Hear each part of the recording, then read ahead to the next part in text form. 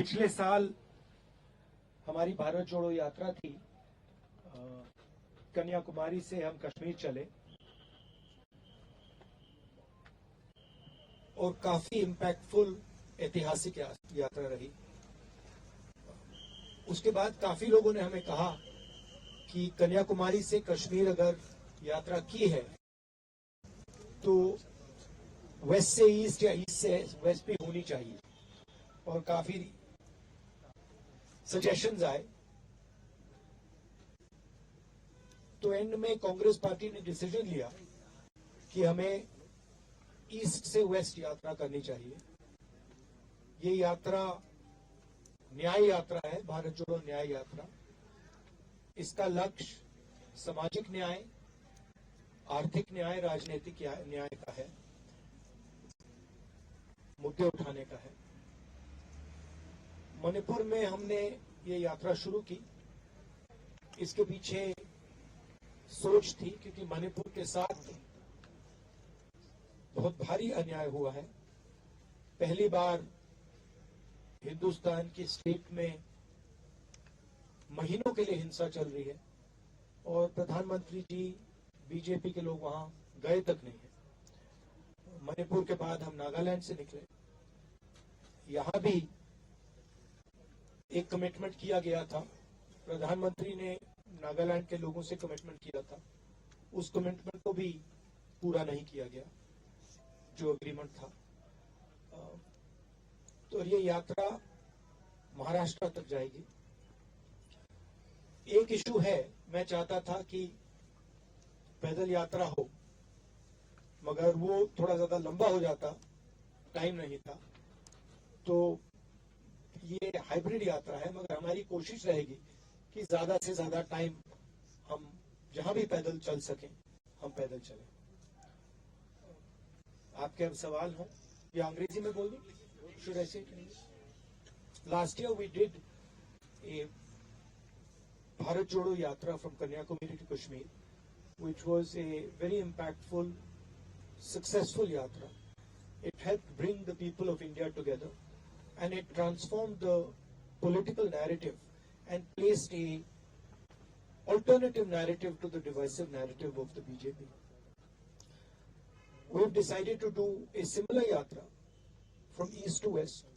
We decided to start in Manipur because of the tragedy that has taken place there, the loss of life, loss of property, violence, and of course the fact that the Prime Minister has not even cared to visit the state, which I think is a sad and shameful affair.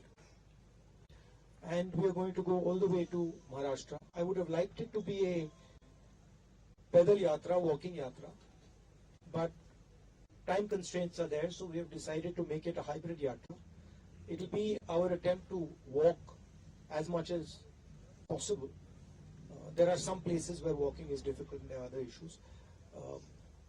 But the idea behind the Nyaya Yatra is to fight for justice, to raise the issue of justice, social, political and economic justice. And each state has its own characteristics, so to raise state-specific issues. Nagaland itself had been given a commitment by the Prime Minister 9 years ago, which has been broken, which has not been completed. And that is something that many people in Nagaland have told us, mentioned to us, that look, the Prime Minister had committed certain things to us and nothing has been done. So that is the idea. Now, I'm happy to take your questions, starting with the person from Nagaland. Hi sir. Welcome to Nagaland once again. Thank you. So my question is also with regards to the Indo-Naga political issue. You are well aware it's been more than 25 years the issues has been pending. So according to you, why do you feel is the central government neglecting to give a required solution to the Nagas? And if the Congress and the India bloc comes to power in the forthcoming election, will you give an assurance that the solution would be achieved for the Nagas?